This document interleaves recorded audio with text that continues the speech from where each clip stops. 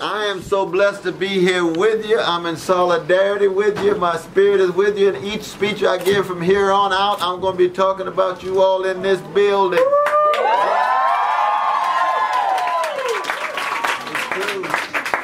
No, you all are putting your bodies on the line. Tremendous courage and vision, and letting the nation, the state, and the university know, they got war priorities. The button on the side. On the side here. Yeah, this one. That only. Oh yeah. No, all I was saying was that I've got a deep love and respect for everybody in this room. Letting folk know that we've got war priorities in this country. That when it comes to war and prison, they find money overnight. But when it comes to education, all of a sudden they got a budgetary challenge and they want to increase tuition for folk who ought to have free flow and free access.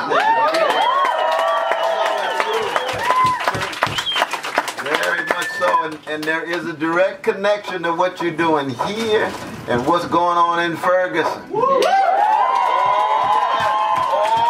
yes, indeed. And it's precisely that kind of coming together that we need to see. And I'm just so glad as an old school brother to see all of you new school sisters and brothers bearing witness in this way. And so I just salute you. I salute you. We, of course, talked about you a number of times in a very uplifting way in our lecture and the conversation that we had earlier today. And that any other help I can be, or any support, or use my name in any endorsement of what you're doing. No doubt about that. Just remember to use one L rather than two. My mama only gave me one L for Cornel. What do you think about the tactic of occupying? What do you think about occupation as a tactic? I think occupation plays a very important role. It puts a spotlight on an issue and people have to come to terms with it. It generates the kind of necessity in the public discussion, both here in this university, but of course, UC Berkeley got it going on too, right? People begin to see the connections in this regard. Very, very much so. Very much so. And I just wish I could spend the whole night. I got to catch a plane at 5:30 and get back tonight. And Professor West, can I ask a question? Sure. How do you think we should convince those of us, or those others on the campus in our community that are liberal, that say that they're down with the idea behind this, but don't take the effort to come to a space like this and occupy, to take the radical actions? A lot of the people at the lecture you're just at, they say afterwards, oh, we're tired, I'm going to go home. They don't engage in the action. How can we get them over on our side? Yeah, that's a wonderful question, though, brother.